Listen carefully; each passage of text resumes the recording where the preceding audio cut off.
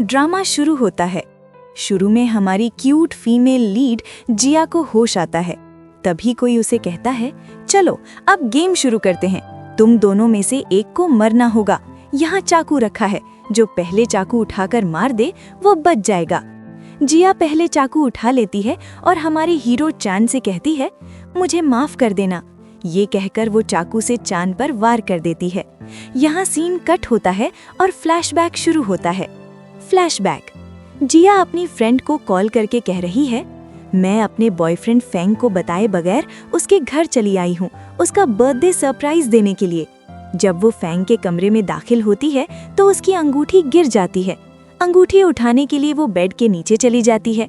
इसी वक्त फेंग एक और लड़की के साथ रोमांस करते हुए कमरे में आ जाता है और उसे बेड पर ले जाता है। उसे क्या पता कि उसकी गर्लफ्रेंड बेड के नीचे है। एक राउंड खत्म होने के बाद वो लड़की फेंग से कहती है, तुम अपनी गर्लफ्रेंड को कब छोड़ोगे? फेंग कहता है, उसे भूल जाओ, मैं उससे मोहब्बत नहीं करता। मैंने उसके साथ रिश्ता सिर्फ इसीलिए रखा था कि उसके परफ्यूम का फॉर्मूला हासिल कर सकूं। लड़की बोलती है, इतने अरसे उसके साथ रहकर तुम्हें उस पर रहम भी नहीं आया? फेंग जवाब देता है, कैसी रहम, मैं उसके साथ रहकर तुम्हारे बारे में सोचता था। और वो दोबारा रोमांस में मशगूल हो जाते हैं।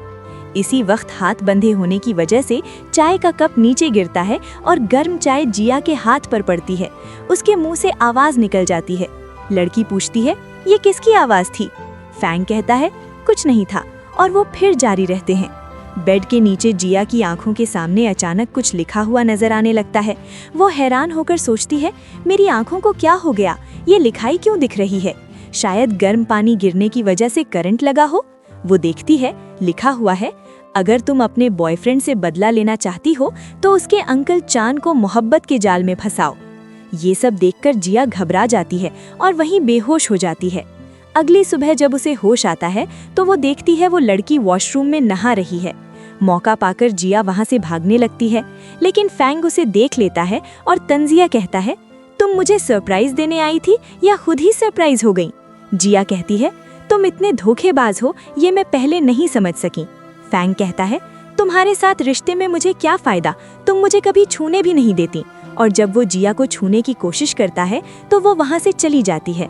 जिया बहुत दिल से टूट जाती है और जोर जोर से रोने लगती है। तभी उसकी आंखों के सामने फिर लिखाई उभरती है, इस बदमाश के लिए क्यों रो रही हो? जाओ और फेंग के अंकल चान को मोहब्बत के जाल में फंसाकर बदला लो। जिया ये सब देखकर डर जाती है और सामने एक आंटी को देखकर कहती है, आंटी, क्या आपको कोई आवाज सुनाई दे रही है? आंटी हैरत से बोलती है, कैसी आवाज, क्या तुम पागल हो गई हो? और चली जाती हैं। जिया कहती है, नहीं नहीं, मैं पागल नहीं हुई। फिर आंखों के सामने लिखाई उभरती है, फेंग अपने अंकल चान से बहुत डरता है, उनकी बात मानता है, इसीलिए चान को पटाकर फेंग को सबक सिखाओ। अरे हटो, गाड़ी के नीचे आ जाओगी। जिया फौरन हट जाती है और एक हादसे से बच जाती है। अब उसे यकीन हो जाता है कि ये लिखाई सच बताती है। सामने गाड़ी से एक आदमी निकलता है और चान से लड़ता है, हमारा पुराना बॉस बहुत अच्छा था, तुम मुझे मारने की कोशिश कर रहे हो। चान उसका हाथ पकड़कर उसे पीछे धकेल देता है। जिया ये सब देख रही थी और समझ गई कि यही वो चान है जो फेंग का अंकल है। चान जाते वक्त एक नज़र जिया को देखता है। अगले सीन में जिया अपनी फ्रेंड लिन के पास जाती है और सब बताती है, फेंग ने मुझे धोखा दिया और परफ्यूम का फॉर्मूला भी चुरा लिया। लिन कहती है, रुको, मैं फेंग को मारकर बदला ले आती हूँ। जिया हंसते हुए कहती है, पहले बॉडी तो बनाओ, अभी उल्टा मार खाकर आओगी। लिन कहती है, मुझे सिर्फ 2 हफ्ते दो, बॉडी बनाकर बदला ले लूंगी। जिया कहती है, ड्रिंक्स ले आओ, दोनों पिएंगे। तभी लिखाई उभरती है, तुम जैसी लड़की धोखा खाकर सिर्फ ड्रिंक्स पी सकती है, इससे बढ़कर कुछ नहीं। अब जिया लिन को सब कुछ बताती है कि आंखों के सामने क्या दिखता है, लेकिन लिन नहीं मानती। फिर लिन से इंटरनेट पर चान को सर्च करती है तो पता चलता है कि वाकई चान लू ग्रुप कंपनी में है और उसके बिना कंपनी का कोई काम नहीं होता। जिया उठकर फैसला करती है, मैं चान को मोहब्बत के जाल में फंसाकर फेंग से बदला लूंगी। लिन उसका बुखार चेक करते हुए कहती है, तुम पागलों जैसी बातें क्यों कर रही हो? फिर पता चलता है कि आज रात चान एक होटल में रहेगा। जिया किसी तरह उस होटल में पहुंच जाती है। वहां एक मुलाजिमा लड़की के पांव मचक जाते हैं, वो अस्पताल चली जाती है और जिया को एक आदमी कहता है, तुम इतनी देर से क्यों आई, जल्दी इस कमरे में जाओ। जिया दरवाजे पर पहुंचकर देखती है ये तो चांद का कमरा है, यही तो मैं चाहती थी। वो खुशी खुशी अंदर दाखिल हो जाती है। अंदर चांद बैठा था। जिया पीछे से हाय हेलो कहकर अपना सर्टिफिकेट रखकर कहती है, मैं आपकी कंपनी में नौकरी करना चाहती हूँ। चांद कहता है, कोई बात नहीं, अभी यहाँ से चली जाओ। जिया जाने लगती है लेकिन सोचती है, इतनी आसानी से नहीं मानूंगी। वापस आकर कहती है, आपके परफ्यूम की खुशबू बहुत अच्छी है। चांद उसे गोद में खींच लेता है और कहता है, तुम मुझे सेड्यूस करने आई हो? जिया कहती है, सच में, मैं नौकरी के लिए आई हूँ। इसी वक्त आंखों के सामने लिखाई उभरती है, किसी ने चांद को ड्रग दी है, इसीलिए वो ऐसा कर रहा है। ये तुम्हारे लिए बड़ा मौका है। चांद के साथ रात गुजार लो, फिर जब उसे होश आए तो अपनी जिम्मेदारी उठाने का कहना, वो मजबूर हो जाएगा। चांद आहिस्ता आहिस्ता जिया के करीब आता जा रहा था, लेकिन जिया की आंखों में अचानक आंसू आ जाते हैं और वो कहती है, प्लीज मुझे छोड़ दें। चांद उसे छोड़ देता है और कहता है, जाने से पहले मुझे ठंडा पानी ला दो। जिया पानी लाती है और कहती है, लगता है किसी ने आपको ड्रग दी है। ये परफ्यूम मैंने बनाया है, इसे यहीं रहने दें, इसकी खुशबू से आप जल्दी नॉर्मल हो जाएंगे। ये कहकर वो चली जाती है। चांद समझ गया कि किसने ड्रग दी। थोड़ी देर बाद उसने उस मुलाजिम और लड़की को बुलाया। लड़की डर कर सब बता देती है, इस आदमी ने आपको ड्रग दी थी और मुझे कहा था कि आपके साथ रात गुजारकर आप पर केस करूं ताकि आपकी इमेज खराब हो और आपको कंपनी से निकाल दें। चांद बहुत गुस्सा होता है और उस मुलाजिम को कानून के हवाले कर देता है। अगले दिन चांद कंपनी जाता है। फैंग आकर एक परफ्यूम देता है, ये मैंने बनाया है, जल्दी लॉन्च करना चाहता हूँ। चांद खुशबू सूंघता है तो उसे कल रात की बात याद आ जाती है। जिया ने जो परफ्यूम दिया था उसकी खुशबू भी बिल्कुल ऐसी ही थी। चांद को शक होता है और कहता है, एक सैंपल काफी नहीं, और सैंपल लाओ। फैंग मुश्किल में पड़ जाता है क्योंकि उसके पास यही एक परफ्यूम है और बाकी फॉर्मूला अभी तक उसे नहीं पता। चांद अपने असिस्टेंट को बुलाकर जिया के बारे में मालूमात इकट्ठा करने को कहता है और सोचता है, ये लड़की मेरे काम आ सकती है। इधर फैंग फूल लेकर जिया के घर जाता है ताकि उसे पटाकर बाकी फॉर्मूला ले सके। कहता है, मैंने बहुत बड़ी गलती की, उस दिन मैं नशे में था, मुझे माफ कर दो। लेकिन जिया तो बेड के नीचे से सब सुन चुकी थी। वो सख्त लहजे में कहती है, कोई मौका नहीं, तुम यहाँ परफ्यूम के फॉर्मूले के लिए आए हो, ये मैं जानती हूँ। मैं तुम्हारे खिलाफ फॉर्मूला चोरी का केस करूंगी। फैंग अपने असली रूप में आ जाता है। तुमने कॉन्ट्रैक्ट पेपर पर दस्तखत किए थे, अब केस भी काम नहीं आएगा। फ्लैशबैक। एक दिन फैंग बार बार जिया से कह रहा था, तुम नशे में हो। जिया कह रही थी, नहीं हूँ, बताओ क्या करूँ तो मानोगे। फैंग ने कहा, यहाँ अपना नाम लिखो फिर मानूंगा। इस चालाकी से उसने जिया से दस्तखत करवा लिए थे। फैंग यानी चांद कहता है, लू ग्रुप कंपनी कितनी ताकतवर है शायद तुम्हें मालूम नहीं। मेरे साथ सहयोग कर लो, सोचने के लिए वक्त देता हूँ, सोच कर बताना। ये कहकर वो चला जाता है और जिया वहाँ बैठकर बेतहाशा रोने लगती है। जिया बहुत जोर जोर से रोती रहती है। जब उसके दादा वहाँ आते हैं तो वो ऐसा जाहिर करती है जैसे कुछ हुआ ही नहीं। दादा कहते हैं, मैंने सब कुछ सुन लिया, इसमें तुम्हारी कोई गलती नहीं, बल्कि एक परफ्यूम के फॉर्मूले की वजह से तुमने फैंग की असल शक्ल पहचान ली। ये सबसे बड़ी बात है। जरा भी दिल मत छोटा करो, ये किताब रखो, इसमें हजारों परफ्यूम के फॉर्मूले हैं। अब मैं बूढ़ा हो गया हूँ, हमारे खानदान में हर नस्ल ने इसे संभाला है, अब से इस किताब की जिम्मेदारी तुम्हारी है। ये किताब देखकर जिया हैरान रह जाती है, इसमें अरबों खरबों रुपए के फॉर्मूले हैं। इधर चांद का असिस्टेंट चांद के पास आकर बताता है, इस लड़की का नाम जिया है, कॉलेज के ज़माने से आपके भतीजे फैंग की गर्लफ्रेंड थी, और ये भी पता चला है कि परफ्यूम फॉर्मूले की वो किताब जिया के खानदान के पास है। चांद कहता है, ये मुमकिन नहीं, अगर वो किताब जिया के पास होती तो उसके घर के हालात इतने ख़राब ना होते। मैंने उसे एक सुपर शॉप में पार्ट टाइम जॉब करते देखा है। जिया को कल से जॉब ज्वाइन करने को कह दो, वो मेरे काम आ सकती है। यहाँ से अंदाज़ा होता है कि चांद भी जिया को इस्तेमाल करना चाहता है। थोड़ी देर बाद जिया को कॉल आती है, मैं चांद का असिस्टेंट बोल रहा हूँ, आपकी जॉब हो गई, कल से ऑफिस ज्वाइन करें। ये सुनकर जिया बहुत खुश हो जाती है। अगले दिन जिया कंपनी पहुंचती है और चांद को देखकर जॉब देने का शुक्रिया अदा करती है और कहती है, आपकी टांगों का इलाज हो सकता है। चांद कहता है, अगर हो सकता तो मैं 15 साल से व्हीलचेयर पर ना होता, तुम अपने काम पर फोकस करो, इसमें नाक मत घुसाओ। चांद जाने के बाद जिया कहती है, कितना बड़ा खटास बॉस है। जब जिया घूम फिर कर देख रही थी तो शाशा नाम की एक लड़की आकर उससे हाथ मिलाती है। जिया की नज़र शाशा के ब्रेसलेट पर पड़ती है और उसे याद आता है कि यही लड़की वो दिन फैंग के साथ उसके बेड पर थी। शाशा कहती है, ये मेरे बॉयफ्रेंड ने मुझे गिफ्ट किया है।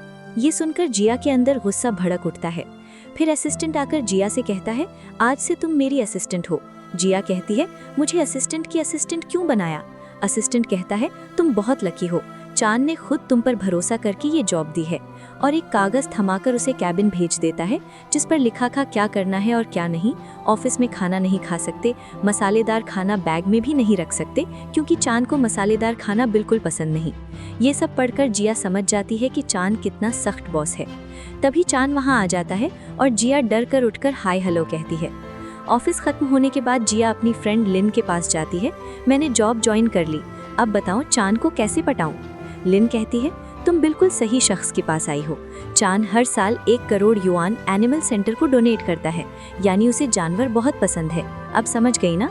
अगले दिन जिया एक बिल्ली पिंजरे में डालकर ऑफिस ले आती है और बिल्ली से कहती है, प्लीज मेरे साथ जरा कोऑपरेट करो, फिर मैं तुम्हें ढेर सारी मजेदार चीजें खिलाऊंगी। तभी चांद आ जाता है, ये सब क्या हो रहा है? जिया कहती है, बॉस मैंने ये बिल्ली सड़क पर पड़ी देखी तो ले आई, क्या गलत किया? चांद नोट करता है कि जिया बार बार अपना हाथ खुजा रही है। जिया मजीद झूठ बोलती है, मेरे पास भी एक बिल्ली है, उसका नाम मिमी है, हम साथ खाते हैं, साथ सोते हैं, साथ नहाते हैं। चांद कहता है, मैं देख रहा हूँ तुम्हें बिल्ली के बालों से एलर्जी है, तुम बिल्ली के साथ कैसे रहती हो? ढंग से झूठ भी नहीं बोल सकती। जिया बहुत शर्मिंदा हो जाती है और आंखों के सामने लिखाई उभरती है, अहमक लड़की, बिल्ली लाने से पहले एलर्जी की दवाई खाकर आती। चांद कहता है, और ये बिल्ली तो शाशा की है। जिया कहती है, लगता है शाशा अपनी बिल्ली के बारे में परेशान हो रही होगी, मैं देकर आती हूँ, और भाग जाती है। चांद उसकी हरकत देखकर मुस्कुराता है। रात को ऑफिस खत्म होने पर चांद कमरे में आकर कहता है, सेक्रेटरी शाशा को बुलाओ, मैं घर जाऊंगा। जिया को मौका मिल जाता है, वो शाशा को कॉल करने की बजाय कान से फोन लगाकर चांद से कहती है, शाशा का फोन बंद है, मैं आपको घर छोड़ देती हूँ, मुझे बहुत अच्छी ड्राइविंग आती है। थोड़ी देर बाद मालूम होता है कि जिया ढंग से ड्राइव नहीं कर पा रही। पीछे बैठे चांद का बुरा हाल हो जाता है। जिया मुड़कर मुस्कुराती है। घर पहुंचकर जिया कुछ देर रुकने का बहाना ढूंढती है। बॉस मुझे एक ग्लास जूस देंगे? चांद सर्द लहजे में कहता है, फ्रिज से ले लो और जाते वक्त दरवाजा बंद कर देना। जिया गुस्से में बाहर निकलकर बड़बड़ाती है, कितना खटास है, एक लड़की को इतनी रात अकेला भेज रहा है। तभी वो नोट करती है कि एक आदमी उसका पीछा कर रहा है। वो घबराकर भागने लगती है। आदमी भी पीछे आता है। जिया भागते भागते डस्टबिन के डब्बों के पीछे छुप जाती है। आदमी करीब आता है तो सामने एक डमी देखता है। जिया उसे जिया समझकर उस पर तेजाब नार देती है। डमी की हालत देखकर खुद डर जाती है कि अगर ये उसके मुंह पर लगता तो कितना खौफनाक होता। आंखों के सामने पैगाम उभरता है, इस आदमी को फेंग और शाशा ने तुम्हें मारने के लिए भेजा है। आदमी डब्बों के करीब आने लगा तो किसी ने देख लिया और आवाज लगाई, अरे तुम कौन हो? ये सुनकर वो आदमी भाग गया। जिया बाहर निकलकर डमी की हालत देखकर बहुत डर जाती है और सीधा चांद के घर भाग जाती है। दरवाजा बार बार खटखटाती है, मुझे बचाओ, कोई मुझे मारने की कोशिश कर रहा है। चांद कैमरे से देखता है लेकिन यकीन नहीं करता और कहता है, ये तुम्हारा मसला है, मैं मदद नहीं कर सकता। जिया घबराकर दरवाजे के बाहर ही बैठ जाती है। चांद अपने असिस्टेंट को फोन करता है, पता लगाओ कौन जिया का पीछा कर रहा था। फिर दरवाजा खोल देता है। जिया की आंखों में आंसू देखकर उसे आज रात रुकने की इजाजत दे देता है। जिया कहती है, प्लीज एक कंबल दे, मुझे बहुत सर्दी लग रही है। चांद उसकी पेशानी पर हाथ रखता है तो मालूम होता है बहुत तेज बुखार है। चांद कहता है, सोफे पर लेट जाओ, मैं कंबल लाता हूँ। कंबल लेकर आता है तो जिया सो चुकी होती है। वो कंबल उड़ाता है और बुखार चेक करता है। नींद में जिया उसका हाथ पकड़ लेती है क्योंकि चांद का हाथ ठंडा था। चांद शर्माकर हाथ वापस खींच लेता है, फिर उसे जगाकर दवाई पिलाता है। जिया सो जाती है और नींद में बड़बड़ाती है, फैंग मैं तुझे नहीं छोड़ूंगी, एक बार चांद को पटा लूं फिर बदला लूंगी। चांद ये सुन लेता है और कहता है, ये लड़की वाकई पागल है। अगली सुबह जिया सोफे से गिर जाती है, आंख खुल जाती है। रात की सारी बातें याद आती हैं और दिल ही दिल में खुशी होती है कि ऐसा खटास बॉस इतना केयरिंग होगा ये कहाँ सोचा था। वो जल्दी से उठकर बेड ठीक करती है और चांद की जागने से पहले ही घर से निकल जाती है। कंपनी पहुंचती है तो फेंग और शाशा सामने आ जाते हैं। फेंग कहता है, तुम इस कंपनी में कैसे घुस गईं? अभी इस्तीफा देकर चली जाओ। जिया कहती है, मैं अपनी काबिलियत से आई हूँ और हमारा ब्रेकअप हो चुका है, तुम मेरी जिंदगी में दखल मत दो। और शाशा, कल रात तुमने फेंग के साथ मिलकर मुझे मारने का अच्छा प्लान बनाया था, सच है ना? शाशा दिल में सोचती है, इसे कैसे पता चला, और कहती है, तुम्हारे पास कोई सबूत है? तुम्हारी भलाई चाहती हूँ, अभी यहाँ से चली जाओ। जिया कहती है, मुझे चांद ने खुद हायर किया है, जाकर चांद को बताओ। ये सुनकर दोनों चुप हो जाते हैं। फिर फेंग एक चेक देकर कहता है, मैंने तुम्हारा फॉर्मूला पैसों से खरीद लिया है, आज से तुम्हारे फॉर्मूले मेरे हैं। जिया वो चेक फाड़ कर फेंक देती है। ये ख्वाब देखना बंद करो। फैंग बहुत गुस्से में आकर जिया को डराने लगता है और उस पर तशद्दुद करने लगता है। तभी चान आता नजर आता है। शाशा फैंग को लेकर वहां से चली जाती है। चान किसी को फोन पर कह रहा होता है, कोई माफी नहीं, इसका सारा माल जला दो। ये सुनकर जिया समझ जाती है कि चान इतना सख्त है, इसीलिए फैंग उससे इतना डरता है। उधर फैंग और शाशा मिलकर जश्न मना रहे हैं। जिया से चुराया हुआ जी परफ्यूम का फॉर्मूला जल्द ही लॉन्च करेंगे। तभी शाशा को कॉल आती है। जी परफ्यूम का फॉर्मूला सबको पता चल गया है। इधर लिन लाइव पर आकर सबको बता देती है कि जी परफ्यूम कैसे और किस किस चीज से बनता है। दरअसल ये जिया की चाल थी, ताकि फैंग जो फॉर्मूला चुराकर बेचना चाहता था वो ना बेच सके, क्योंकि अब सब लोग खुद बना सकते हैं।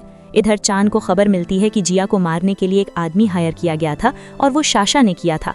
चान बिल्कुल सख्त हो जाता है। असिस्टेंट से कहता है, इस गुंडे को पुलिस के हवाले कर दो और अभी शाशा को कुछ नहीं करना, वो मेरे काम आ सकती है।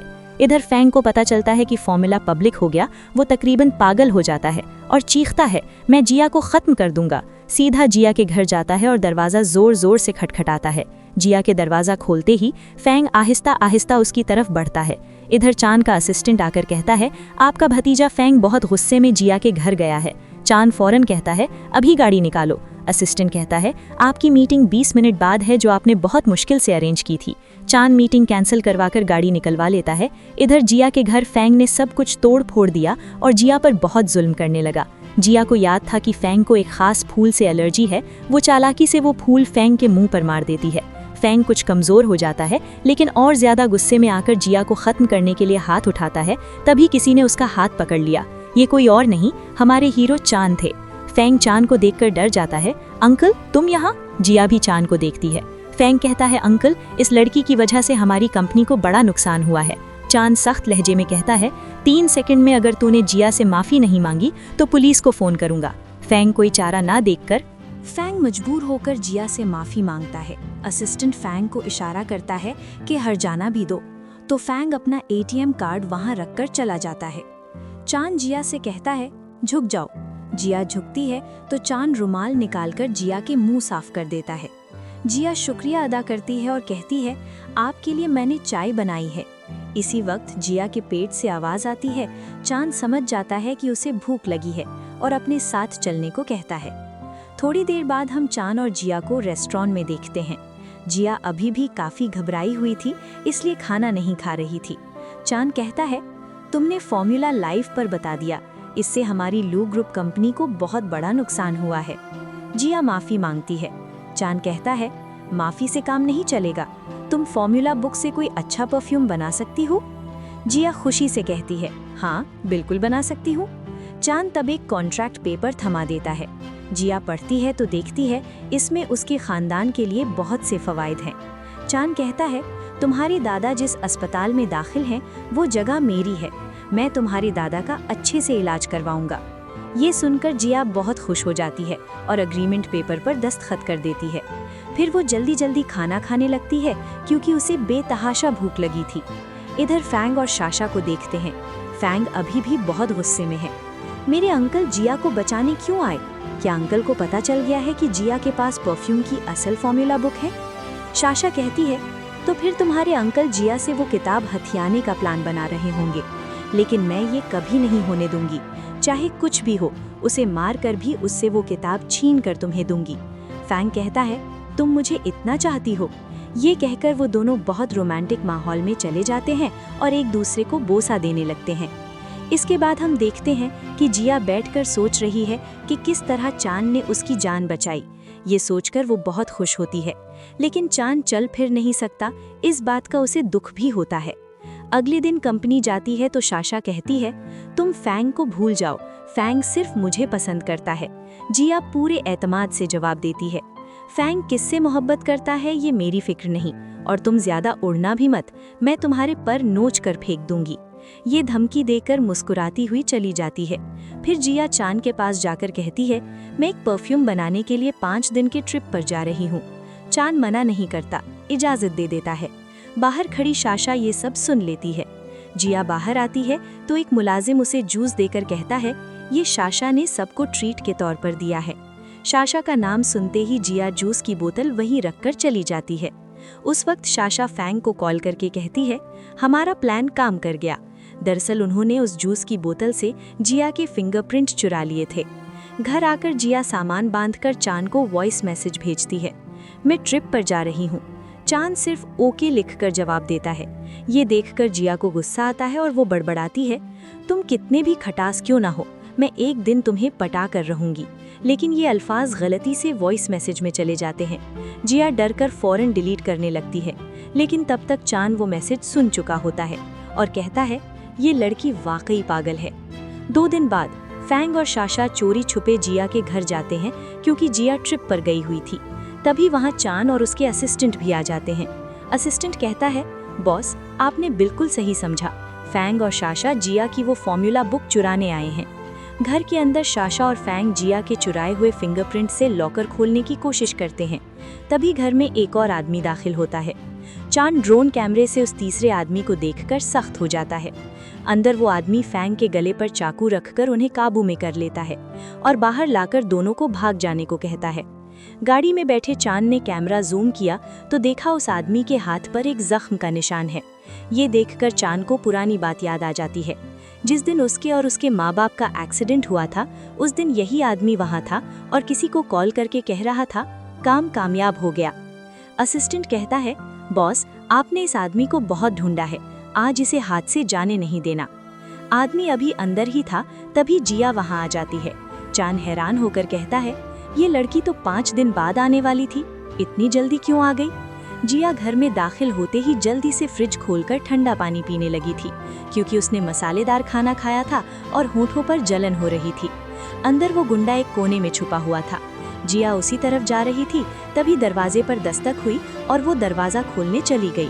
दरवाज़ा खोलते ही सामने चांद को देखकर हैरान होकर बोली, बॉस आप यहाँ, आप यहीं रुके, मैं लाइट जलाकर आती हूँ। लेकिन तभी चांद ने उसका हाथ पकड़कर खींचा। जिया सीधी चांद की गोद में आ गई और दोनों के बीच बोसा हो गया। चांद ने उसे कुछ देर यूं ही रखा और इस मौके से फायदा उठाकर गुंडा कमरे से भाग निकला। इसके बाद चांद ने जिया को छोड़ते हुए कहा, तुम्हारे होठों पर इतनी जलन क्यों है, जल्दी पानी लाओ। जिया पानी लेकर आती है।